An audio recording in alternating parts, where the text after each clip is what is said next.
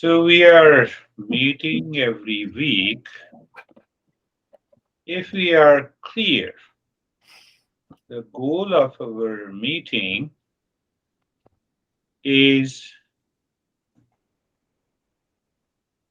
to discover a state within us that helps us to think, speak, and act in calmness, in peace, in love, and wisdom. Fact is that that is the goal of our life.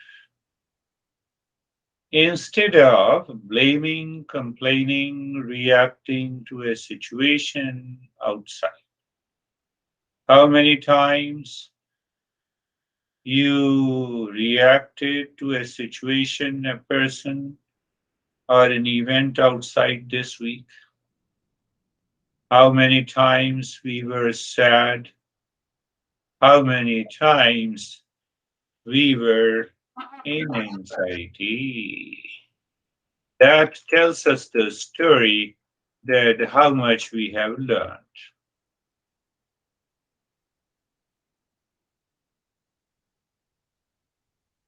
Even our master says that even if we change 1% every week,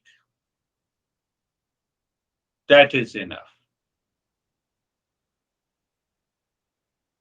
A small step daily that will help us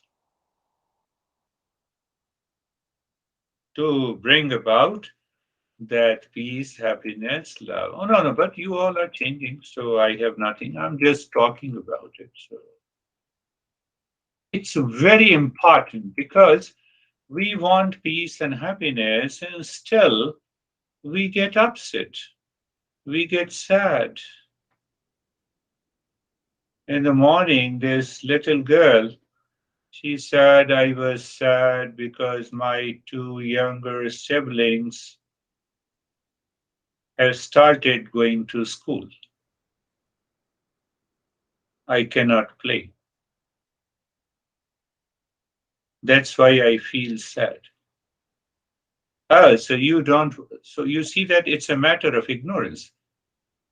So I told her, don't you want them to get knowledge going to this school? No, no, that is not. Then what is the reason? And ultimately she said there is no reason to be sad. How many hours you play? Mostly I play for 2 or 3 hours. Okay, let them come from the school, return from the school, and then you start playing.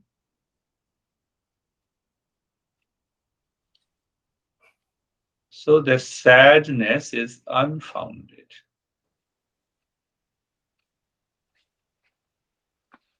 Can I discover, can I contemplate and reflect that my sadness, my grief, my suffering are unfounded in the life? Or we want to get carried away what the society say. Oh, don't worry, you divorce, don't worry, we all are here to help you. Boost the ego. We unnecessarily create problem for others and problem for ourselves. Eastern wisdom educates our mind that how to rise above the society.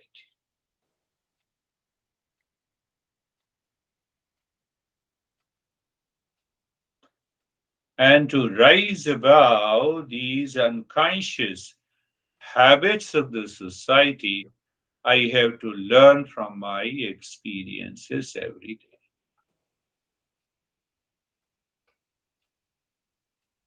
If I do not learn from my experiences, I continue to get carried away by some unknown forces that is working inside me that pushes me to blame, complain, react, and get sadness.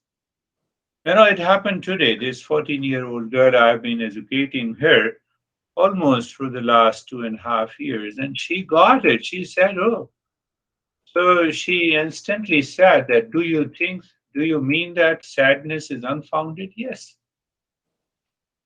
Think it over.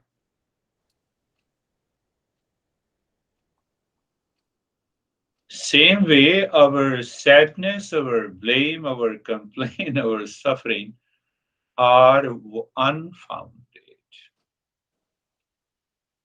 Our master says how to live wisely is to contemplate and reflect on each situation, each event. We should not get carried away by them. So, the first step I have been talking about it. I don't know, let me know it. Let me know the sadness. And I discussed about it last time that if I see you and become sad, it means you are an object of sadness. But for your honey, you are an object of happiness. How is it possible that you are an object of sadness and you are an object of happiness at the same time? Think. I'm not saying no, believe blindly. I am asking you to think. How can be any object outside be an object of sadness or unhappiness for you and happiness for me? I was watching Discovery Channel and they caught a smuggler. He was totally upfront. He told the border police, "No, I enjoy cocaine. That's why I brought it. Why don't you understand? You cannot arrest me." He was speaking to the police, and I said, "Yes, that's very good. Oh, come on. No, no, we caught you. No, you did not catch me. I am addicted to it. So that's why I enjoy taking it. That's why I brought it."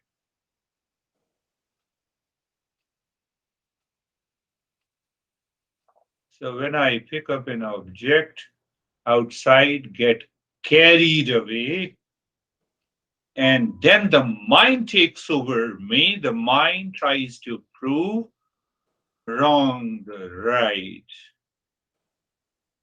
That is known as the instinct. Huh? I'm making it very simple. That is known as the instinct or impulsive behavior or habitual or addiction, whatever you want to say.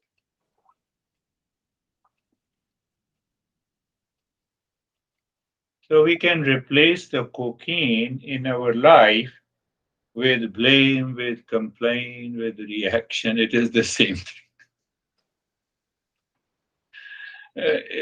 Never, don't think that it is something different. It is the same thing because I get carried away. I enjoy reacting. Deep inside, I want to enjoy the very sadness. My honey left me. Better left. Better that he or she has left you.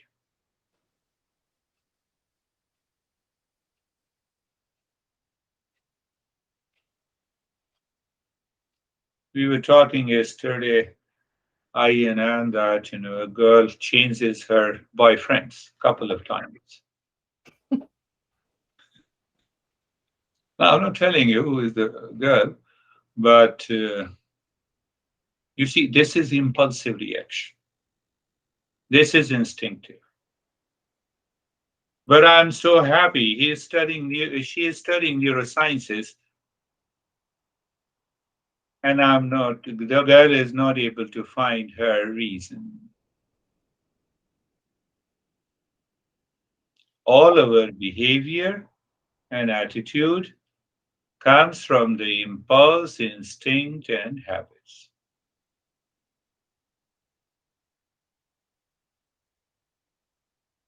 Only control one can do is by one's own intellect. The intellect demands thinking. Thinking means that I must get the right knowledge. Impulse and instincts simply means that so natural. We claim it so natural and innate, a fixed pattern of behavior in animals in response to the outer world.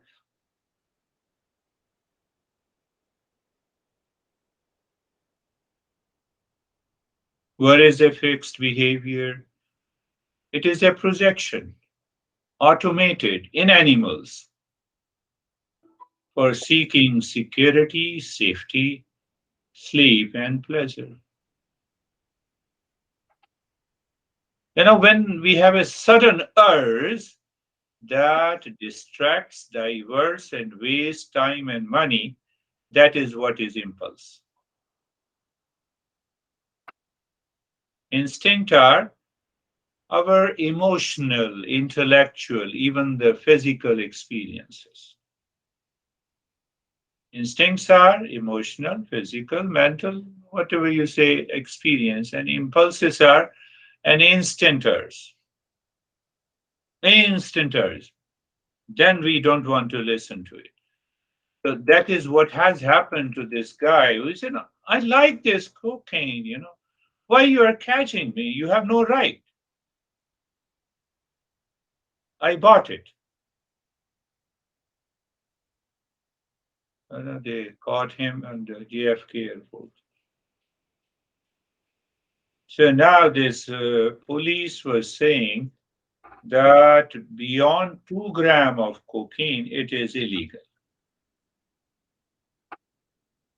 And he was arguing that, what do you mean? If 2 grams is legal, so amount, greater the amount makes it illegal? What you are talking about? I take 6 grams every day. Very interesting. I saw the conversation. No, I take 6 grams every day. If 2 grams is legal, then any amount can be legal. Logic is there. Replace it with a blame reaction. I reacted because you made me upset. Question is why you are upset with anyone outside.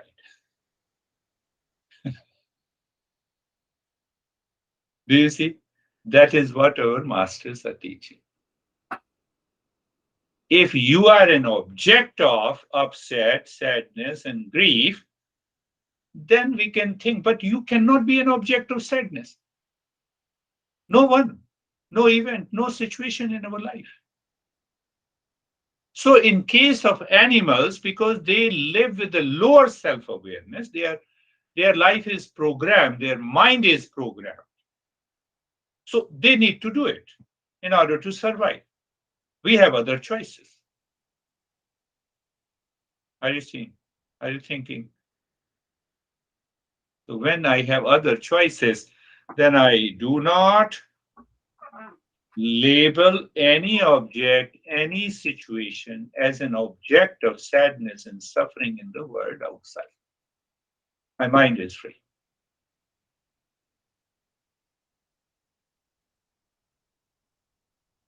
When my mind is free, that freedom we want, that is known as emotional freedom. I'm just connecting all the dots. That is known as the emotional freedom. So it is not that you are free today and you are bound tomorrow. You are emotionally free all the time.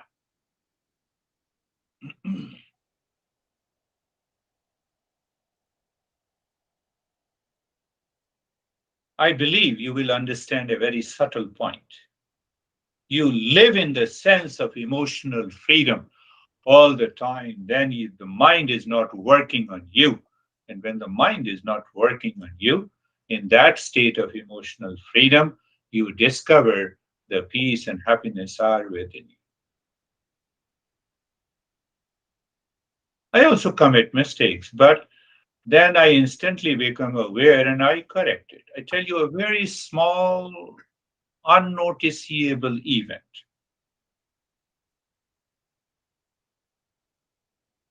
Yesterday, my honey bought a flask. Normally, we have many flasks in our home. So she told me, and I said, "Oh, we already have many flasks."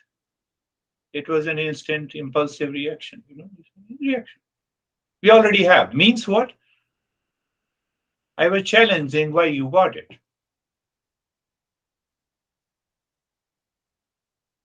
But then I realized it was impulsive. So after the session is over, I went there and I said, "This flask is very beautiful. I have to correct it." Not sometime out of the ego, we don't correct it.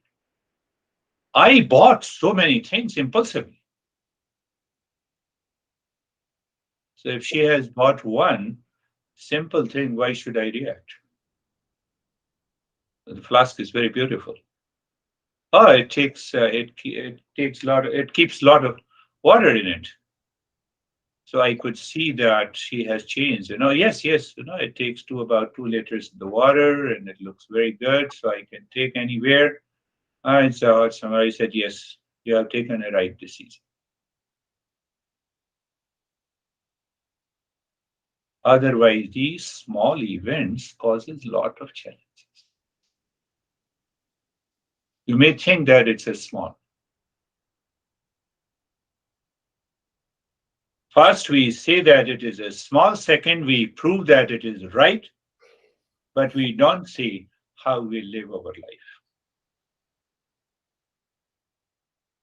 That causes lot of problems in our relationship, in our life.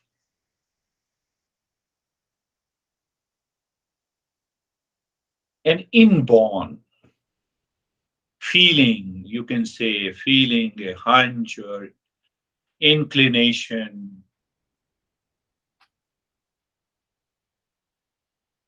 that we express through the thought, speech, and action is what is an instinct. So you just be very clear. Anxiety is one, and we express that anxiety. Fear is the second. Anger or frustration is the third. Depression is the fourth. Loneliness is fourth. Boredom is the fifth, and the guilt is the sixth one. These are the six common instinct we carry for. And they are going to create a lot of challenges in your life. First, take care of this, then look at how your honey responds. That is secondary. How your relations, fear, anxiety, anger, or frustration, or you can add both as one depression and loneliness and guilt. Guilt, you have complex, superior, inferior complex, or guilt.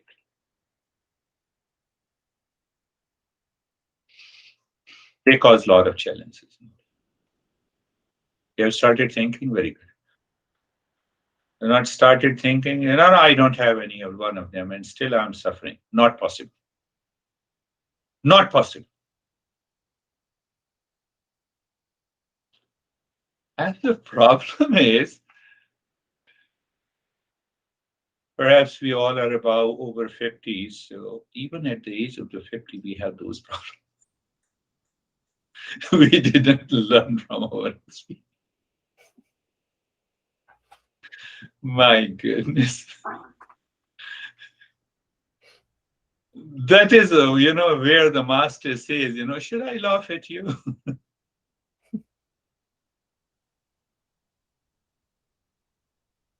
You claim that you are more intelligent. That is what we say an emotional dependence or attachment. And from attachment, the desire comes, and from the desire, the level of the greed and the pride and the delusion all come together. that I have a choice to think, speak, and act free from instinct and impulses, and still I do it. But if I'm mindful, if I recognize every day that this is, I recognize every day that I thought, I spoke, I act instinctively and impulsively, and there is a scope to correct it, you correct it instantly. But the biggest barrier is the ego. How? Why should I do it? You made me upset. Animals do not have that ego. They fight and then they again. We have a higher level of self awareness to evolve, to go above the impulsive and instinctive nature. Instead, we build our strong ego and then we are ready to blame, complain. Just see, check our life. Our master says that why don't you understand this? And we have been living this kind of a life, days after days, weeks after weeks, months after months, years after years.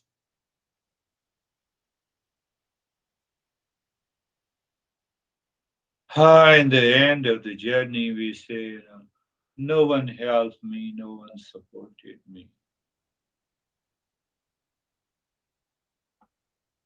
And our relations also say, better you leave the earth. You have been nagging us all our life.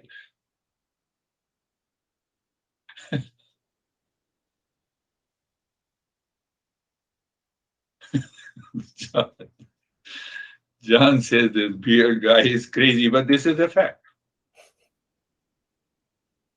You see the life. See the life.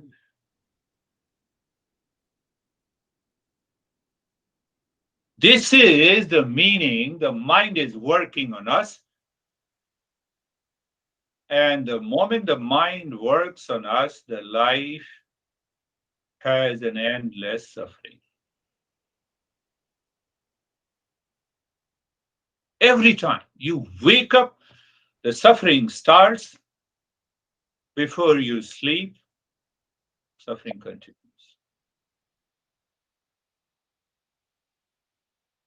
Either you say impulsive and instinctive nature, we have a right, we have a higher level of awareness to get out of it, or you say emotional dependence, same thing.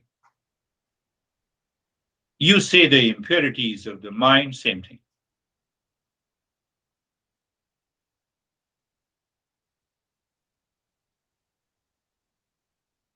So the single phrase our masters talks about, let me work on the mind. Mind, you have to go through me. What you are going to think, speak, and act. This is known as a higher awareness. And moving to the higher awareness is the first step to live with the higher awareness, learning from your experiences what makes us a seeker, and the seeker always succeeds. It's a matter of thinking, contemplation, and reflection. The more you contemplate and reflect, you will find out they will start disappearing.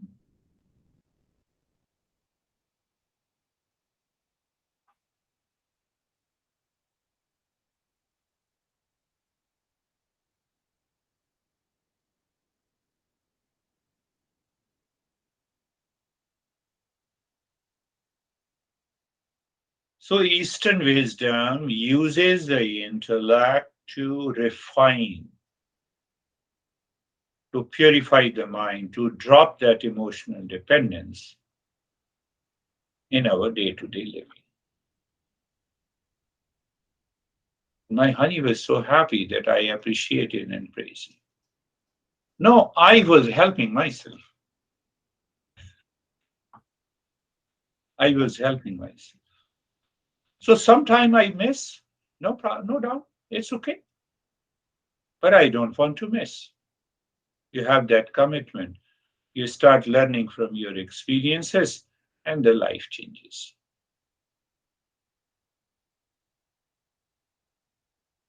Close your eyes, adjust and align your body. Close your eyes, find out the best position of your body, and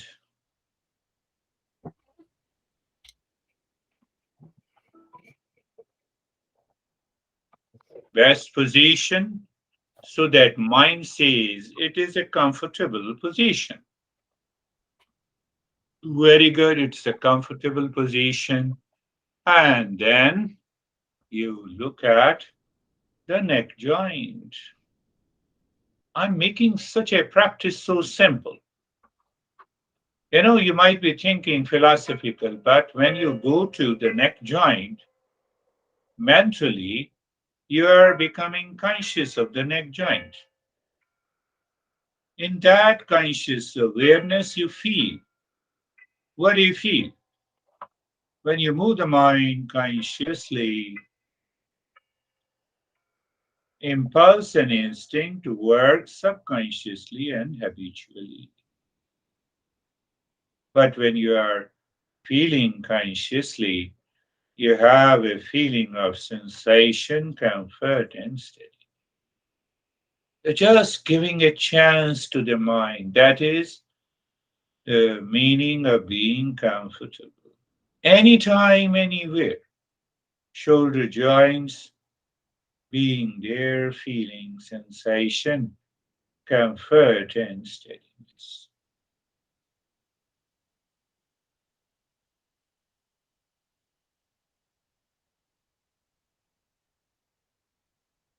Hip joint. So you see that, I just gave you an example.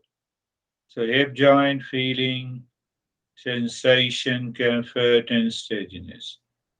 So when you listen to it and you're doing the practice, the time comes, your mind says, I have to be comfortable. And you continue doing until you experience the comfort at the physical level. No, but there are only three joints. No, there are many joints. Elbows, sensation, comfort, and steady. So we are not in a hurry. For example, you look at the wrist joint mentally. You're there, you're looking there, but what happens? The thought enters and stops you being aware of it. So you have to repeat it. So you're not doing anything to the body, you're just becoming aware of all the joints. What will happen? You start experiencing sensation deepens, comfort is there, and steadiness. That too without doing anything. Understand the point of doing nothing. You see, every time I change the practice means I gave you a deeper insight. Because the mind is in the habit of working impulsively and instinctively with emotional dependence, so it says what to do. And being comfortable, we say do nothing, just watch and observe and settle in being comfortable. So the two steps are fact, non practice, being carefree.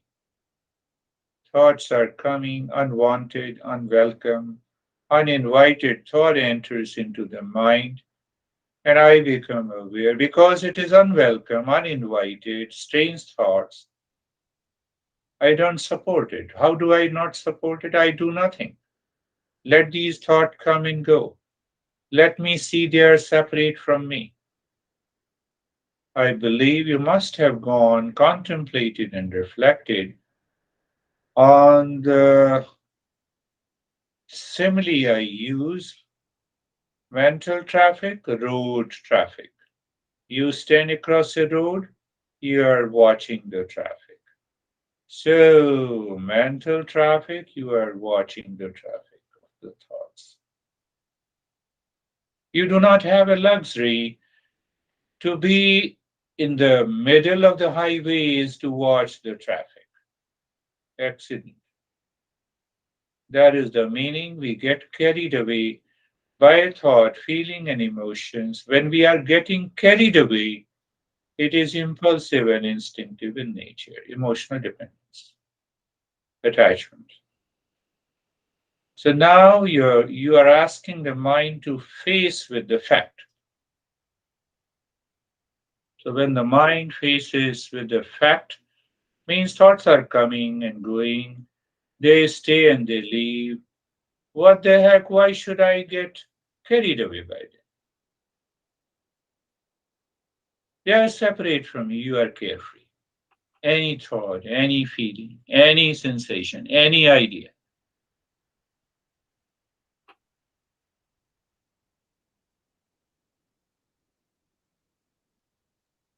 So why we should be careful? Many reasons. One of them is that non-understanding should be converted into an understanding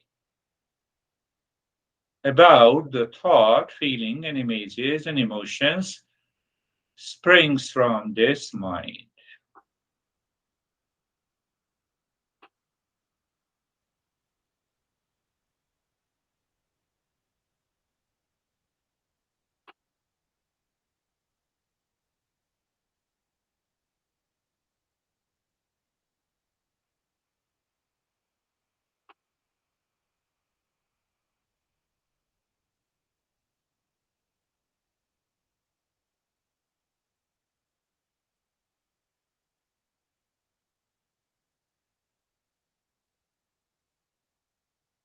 And then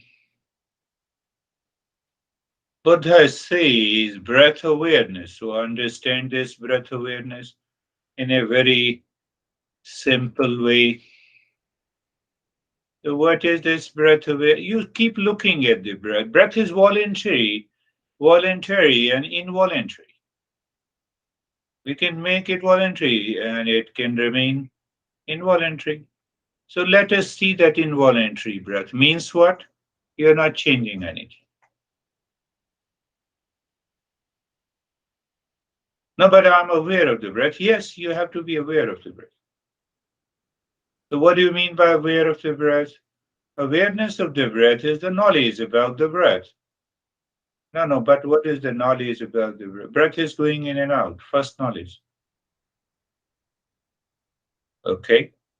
So you're not changing anything. That is also an important point. That is knowledge. That I'm not changing the rate and the rhythm of the breath. I'm simply looking at the breath. When I look at the breath, I find the breath moves in through the nose and moves out from the nose.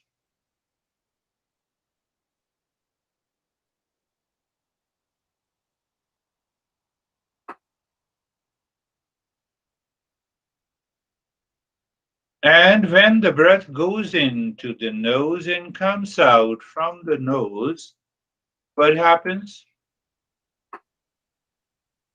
I feel the sensation of the breath. How simple it is. But this simple is not successful for a non seeker. It is successful for a seeker. You see, I'm just giving every reason why we succeed and why we fail. So you have a knowledge, the breath is going in and out. You are not changing the rate and the rhythm of the breath, and you feel the sensation inside the nose when the breath goes in and out. So I also explained why we succeed, why we fail. We are a seeker. And why we fail?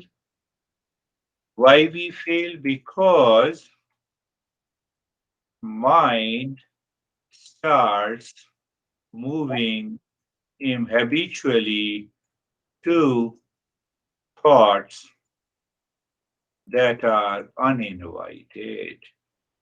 So what happens? The mind says, claims that I'm aware of the breath. What do you mean? But I had lot of thoughts. Look at it.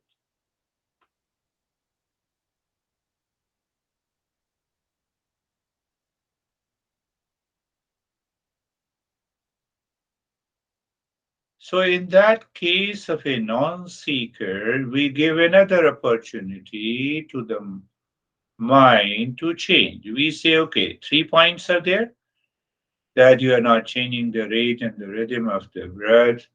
You are you have a knowledge, you are aware the breath is going in and out, and you feel the sensation. But the thoughts, feeling, and the images, they overlap, they superimpose over the three-pointed awareness of the breath. So we say, okay, at the fourth point, just check it where this is happening. Where this is happening means what? Where the breath is moving. The breath is moving in space. So there is a space, the breath goes in. There is a space, the breath is out. Like you are aware of your entire home and you are sitting in a living room. In the background, you are aware of the space.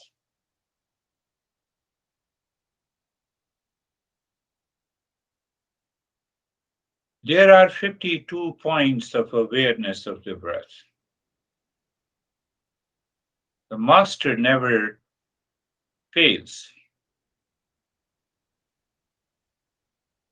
Yeah, just four-pointed awareness. But remember, we are not asking the mind to do anything. The moment this mind one starts doing something, it goes habitual and impulsive.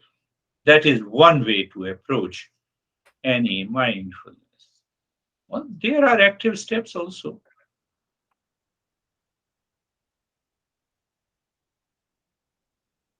So where mind says, no, no, it is not, it is not working. I have lot of thoughts.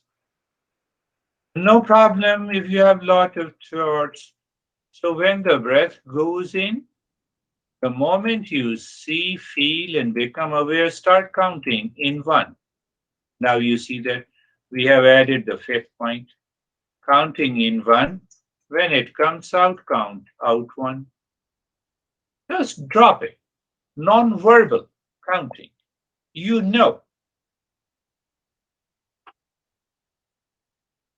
you did not intentionally count how many people are in a session, but you know. Same way, breath is going in and out on its own, no control, no change. If change, mind has taken over you. That is what I was talking about. It's very subtle. It's independent. It's free. It's a play. It's a fun. Go on counting the breath. In one, out one, into, out two. With every breath, the mind is moving on the breath, counting in one, out one, into, out two. Go on counting the breath.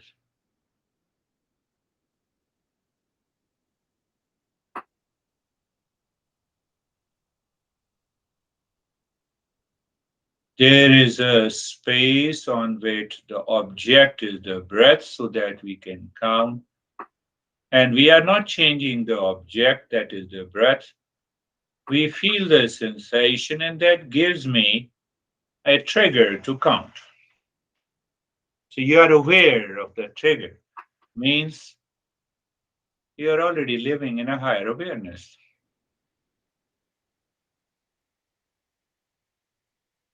In a normal given day, the breath is involuntary. We are not at all aware whether we are breathing or not. So we say, okay, let us be conscious and aware of the breath.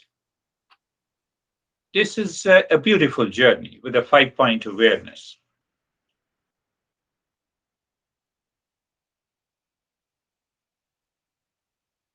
in which you are aware of the space, you are aware of the breath going in and out, you are aware of the sensation, you're not changing the rate and the rhythm of the breath, and you're counting. But this journey has to be done every day. At least you should be counting, maybe start from 1 to 25, and 1 to 25 counting. You will know what you will know. You will know if your counting is right or wrong. I'm not saying you don't know the counting, but it happens because of the impulsive mind. So now what you just count from 1 to 25, and you counted correctly. You restart from 1 to 25. Your mind made a mistake because your thought takes the mind away. No worries, you recognize it and restart from 1. So 1 to 25, every time you will come to know how many times you made a mistake. It's a fun and play, and it takes a long time. 25 breath normally takes 2 minutes. And if there is a attention span that continues for 2 minutes, your mind will be absorbed. No way. Just 2 minutes? Yes.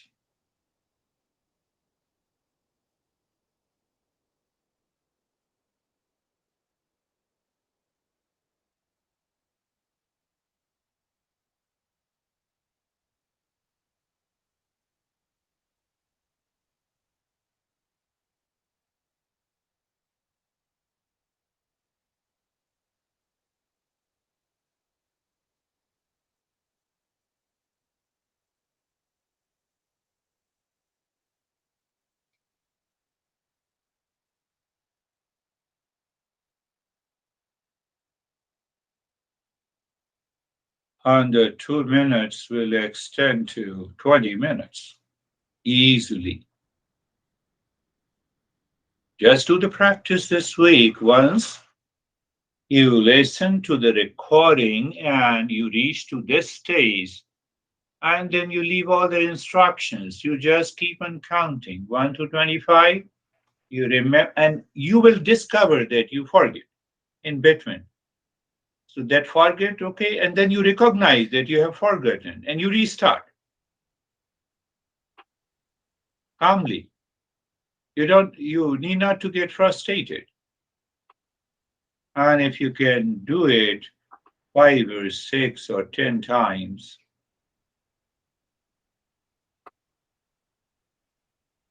you are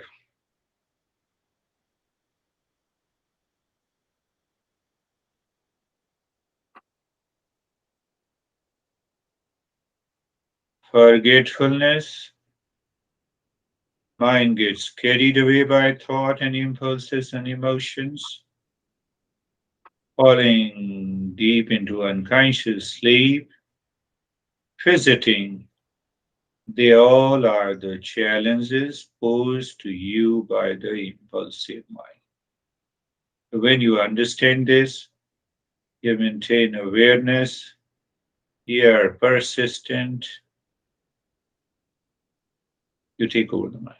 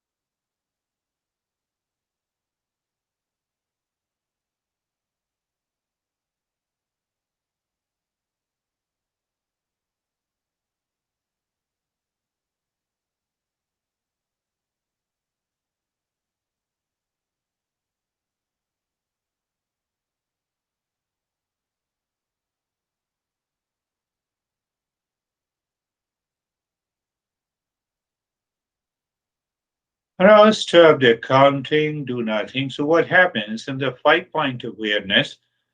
Fourth point awareness, we understood that breath is moving in an infinite space.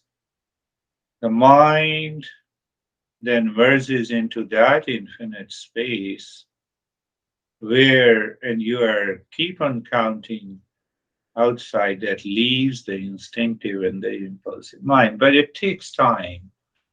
One has to do the regular practice, then it works.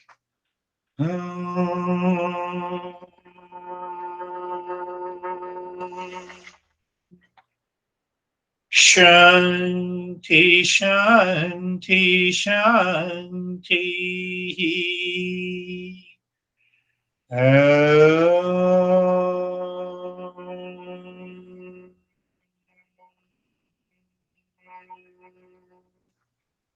Shanti, Shanti, Shanti. Om. Shanti, Shanti, Shanti.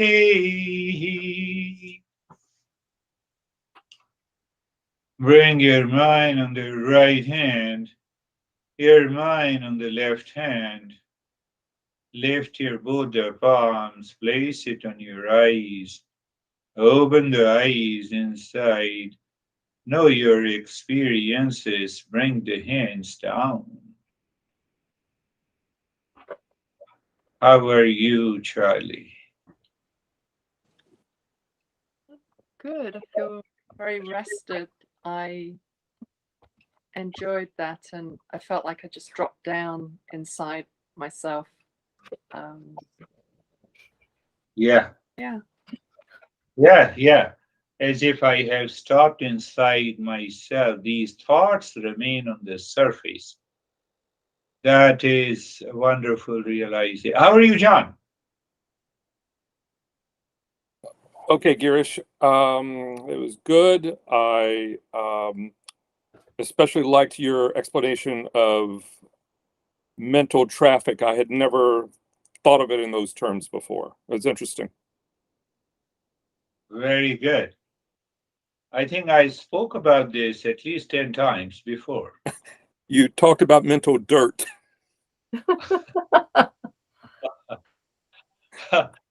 Okay. Okay, that's good. So mental traffic made a lot of sense. That is why, that is why, that is why one day it clicks to the mind. And then we realize, oh, it is so easy. Why I was feeling so that it is difficult. That is why the listening and learning has been a traditional discipline, which I say I don't know. Let me know it. How are you, Anne? I'm fine, but unfortunately, I was not that attentive. I fell asleep part of the time. Yeah, yeah, yeah, yeah. We fell asleep. But yes, the sleep also gives in meditation a relaxation. So when we have done for a longer period of time, and we say one reason of falling into sleep is while practicing lying down. So let me do the practice while sitting, being comfortable, and the spine should be vertical. So that sometime drops the unconscious sleep. So, how are you, Mead?